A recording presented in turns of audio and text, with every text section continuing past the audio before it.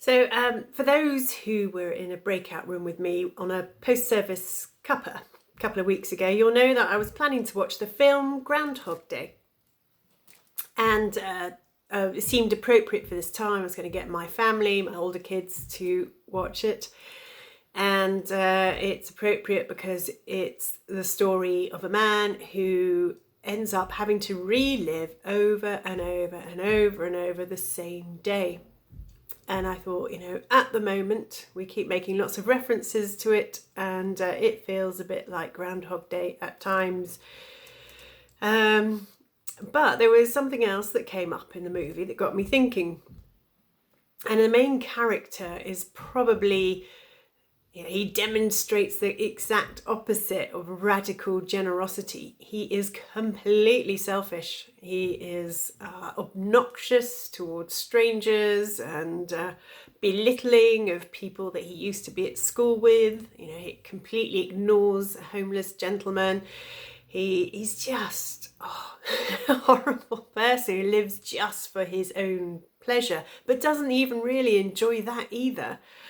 And so he gets the delight of living with himself. He realizes without these sort of relationships, he's just living with himself, really. And he lives that over and over again. And initially he thinks, great, I can really kind of get everything I want out of people. But as time goes by, he realizes just how lonely that existence is.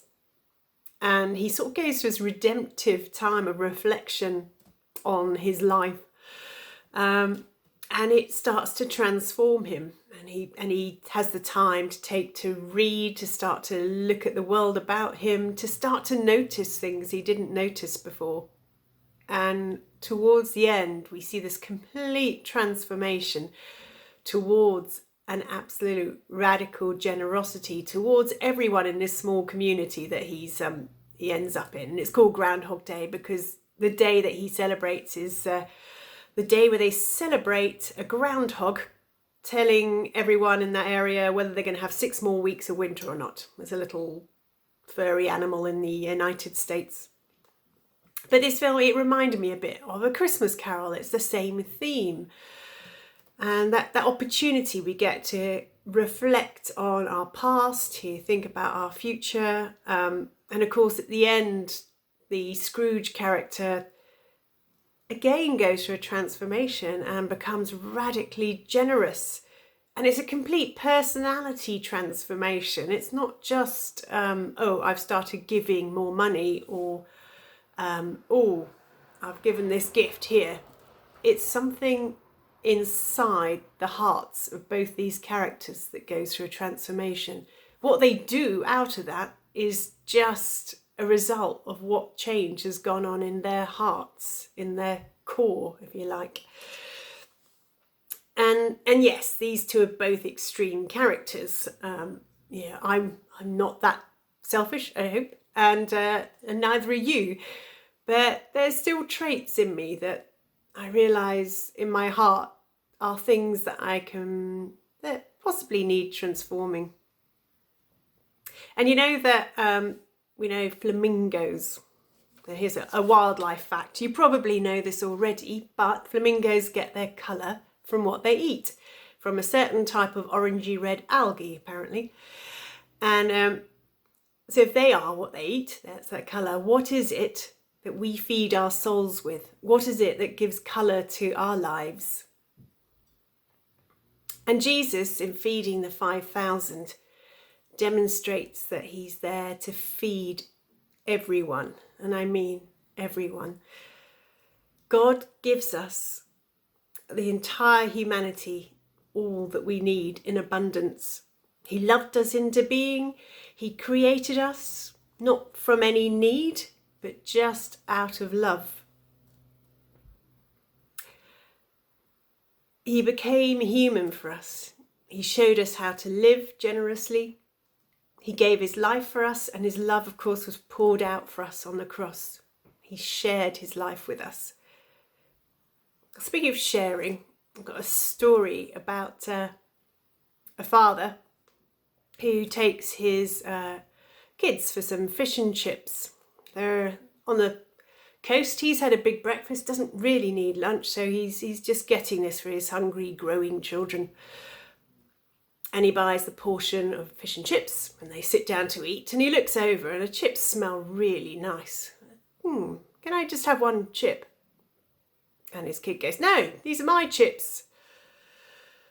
And a dad thinking, well, I want to encourage some sharing here. He goes, well, hang on, I'm the giver of all fish and chips. I'm the one who paid for that. It was a gift to you. It's just gifted to you. So actually it belongs to me.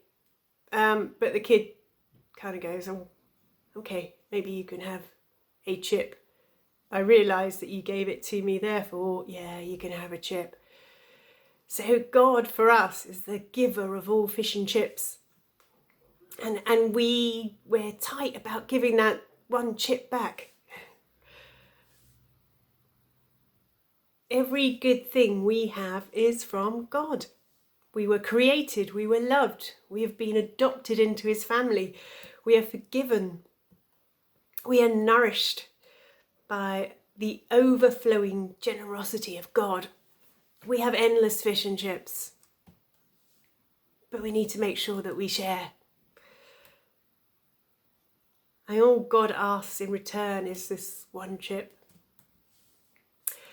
Radical generosity, perhaps, is knowing that everything is from God, knowing how precious and valued we are and how much we are given, and knowing that we can respond in worship, and that worship includes this radical generosity. All chips come from the Father of chips. So does our generosity come from this well of love of God, overflowing and overspilling into our lives? Do we feed from the goodness of God, sharing our plates with our relatives, our neighbours, our friends, those the other side of the world who we don't know and perhaps sometimes forget? Does radical generosity start in my heart, and does it flow out through my words, my thoughts, who I am when people can't see me? Does it flow out through how I am on social media? Does it flow out in how I respond to people who have different beliefs or different opinions to me? Does it flow out through my gifts? Do I use my gifts generously? Am I generous at work? Am I generous with my time? Am I generous with my care of creation? So when we eat abundantly from the table of Christ and know it is Jesus that feeds us, then we realise we have enough to share. Our souls are nourished, our cup overflows. This overflowing abundance transforms us. It transforms our very hearts. Now I need to reflect on this myself.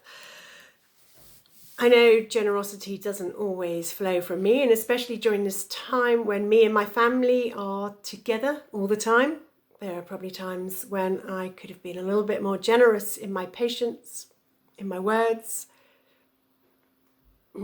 But God is patient and merciful, and will gently keep on offering food as I make baby steps towards the life of radical generosity. So how will you respond to God's love this week?